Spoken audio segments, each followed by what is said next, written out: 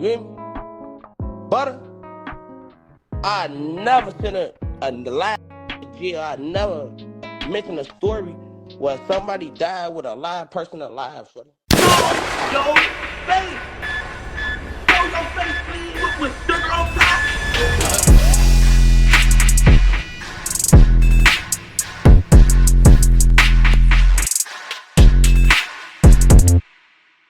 Hey, what's up, y'all? Y'all know my slogan. I don't know it all, but I know what I've been through. Now, before we get into this video, please make sure you head on down to Instagram and follow us on our official Instagram page at Hookah Anonymous _. We're able to be a little more explicit, a little more uncensored, and share content freely without running the risk of having our channel terminated. So, once again, make sure you head on down to Instagram and follow us on our official Instagram page at Hookah Anonymous _. We're almost at 100,000 subscribers, so if you like this video, make sure you subscribe and hit that bell so you're notified every time we drop new content. Now let's get into what you guys came here to see. Now, keep in mind that this is an open case, and everything stated in this video is just based off my observation and opinions. I'm just taking certain parts from the article expressing what's going on and giving you guys my opinion based on the details that's shared. So, we have a brief update in the case of FBG Duck involving O Block members, and as I told y'all in the previous video, it's not just the case, but instead the antics outside of the case that has been one big mess overall. It's a lot going on behind the scenes involving court goers and YouTubers that we've seen not be able to attend court for various of reasons. Seti Nash was told he couldn't come to court based off statements that he made in one of his YouTube videos in regards to Trench's news. Mickey Truth, who interestingly was denied shortly after already attending court as threats was made to her by one of the cooperators. If y'all been following her YouTube, as I encourage you to do so now, y'all know who we're referring to. On the flip side of that, she's been updating her audience with what's been going on her behalf because she has a situation going on that she's involved in as well, but y'all go over there and tune in to her speaking on it. It gets deep. Now today, we're going to speak on an update we got from Chicago Sun-Times telling us that prosecutors in FBG Duck's trial intend to bring up criminal records of their own witnesses, which is very strange for the simple fact that the witnesses are supposed to be used in the prosecutor's favor to help prove their points. So why would prosecutors want to bring up the criminal records of their own witnesses, which can possibly discredit their testimonies to the jury? Pretty interesting. Now in the subtext on the article, it would say, quote, "The trial has grown into a spectacle that spilled out to the Dirkskin Federal Courthouse and onto YouTube accounts and rap blogs that draw millions of viewers worldwide." Interesting. Because I don't know if this means that they're paying attention to YouTube videos based on this case, and if so, why?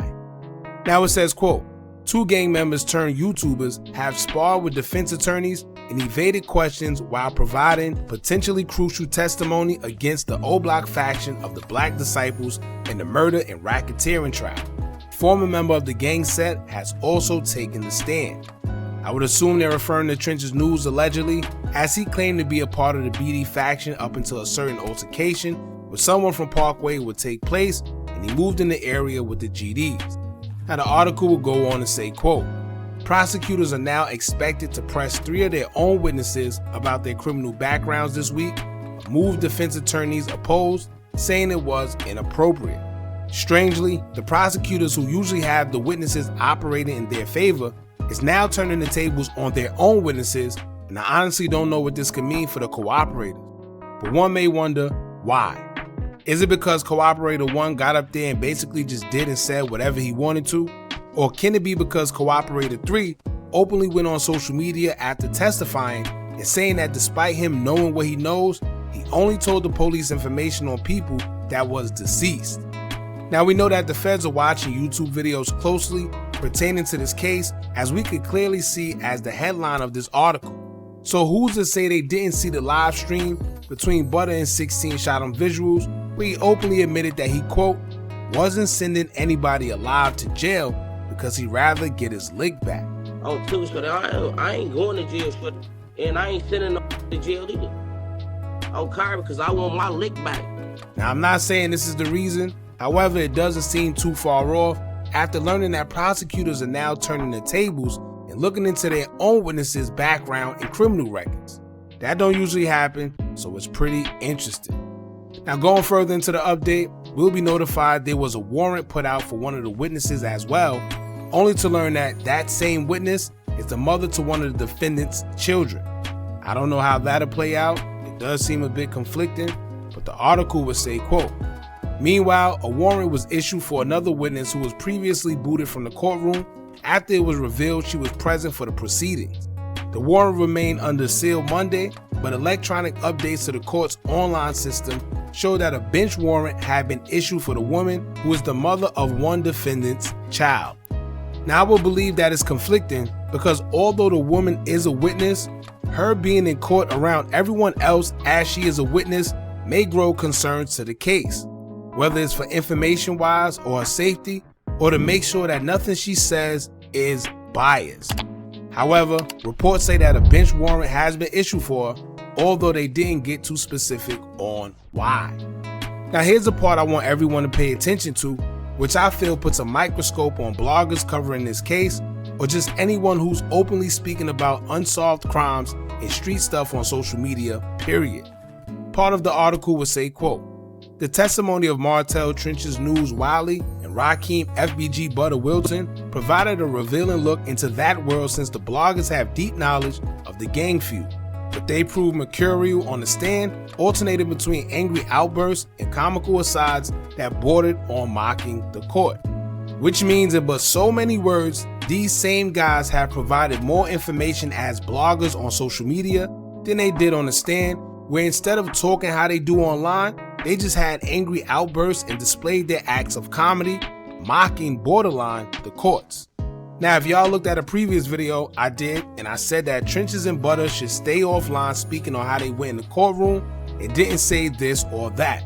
Because as you can see based off this article, authorities feel that both of the individuals went to court and just made a mockery of it instead of taking it serious. I'm not sure what legal action can be taking place unless it's contempt, because the legal definition of contempt of court would tell us, quote, 1.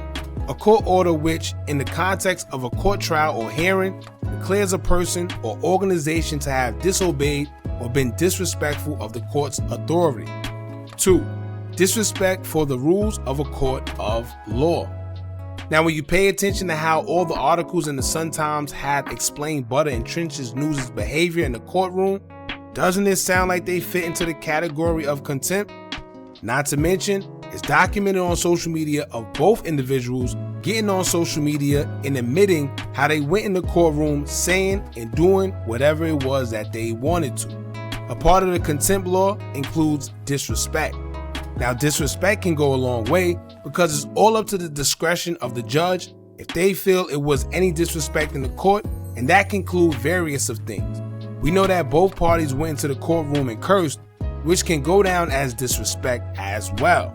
And I have a strange feeling that the only reason they were allowed to do what they was doing was because prosecutors thought they would go up there and help them. But once they realized that both parties did nothing but make a quote-unquote mockery of the court borderline, now they feel that they don't need them and they're turning the tables. Now keep in mind, all of this is alleged, it's not 100% fact, it's all just from my observation. Now, I always tell y'all that I don't know why these guys think the feds are slow, because if we're able to put 2 and 2 together and point out the BS based on what they openly put on social media, then what do you think the feds, who get paid for this, are doing? Now, here's the part where things get very interesting. The article would include that Rakeem Wilton, aka FBG Butter, conceded in open court that King Vaughn, aka Davon Bennett, killed his sister Gakera Barnes by standing over her and shooting her repeatedly. However, FBG Butter would tell the public something different, claiming that Vaughn didn't kill his sister at all, which is statements made after he told the court something else. In a nutshell, they're saying that Butter changed the story more than one time, blaming Vaughn as soon as he passed away, which would go back to Butter getting on the internet, stating that he don't care about putting bodies on the dead because they are dead. They will also point out that Butter would say, quote, "As long as Vaughn was walking this earth, I never mentioned the man's name on no police search." So I don't know how serious they're taking these conflicted statements, but I would think it's also grounds for contempt as well, as he would make a mockery of the court with this information like they explained. Now moving on from FBG Butter, report says that a new batch of witnesses will be brought to the courtroom, and they are 3 longtime affiliates of Turpin, aka THF-TZ. They will highlight that they all have troubled backgrounds, but I'm unsure as to what role that will play in this, and what does it mean for the witnesses that have the quote-unquote troubled background. Now the court proceeding will end with Judge Picot making an order to grant the government's motion for a material witness warrant for Tiffany Huff, who is the ex-girlfriend and child mother of Carlos Orford. The warrant was issued but remained under seal as she was kicked out of the courtroom when officials realized she was watching the case from the gallery. Being that she's a witness, typically witnesses are kept isolated and not permitted to watch the proceedings before they testify to preserve fairness during the trial without being biased in any way possible. Being that she's a witness and the mother to the child of one of the defendants, they must make sure everything is kept fairly. So that's pretty much it. It's looking like they're really doubling down on these bloggers and YouTubers that's either attending court or covering this on their YouTube channels. So y'all gotta be careful, guys, that's out there covering this, and make sure you state that everything is from your observation or it's alleged, because we don't know it to be fact unless we're told by the Sun-Times, an article, or the courts themselves. Y'all jump in the comments, let me know how y'all feel about this. Don't forget to like, comment, share, and subscribe. Hit that bell so you're notified every time we drop new content. And remember, as long as you keep on watching, I'ma keep on dropping. And I'm out.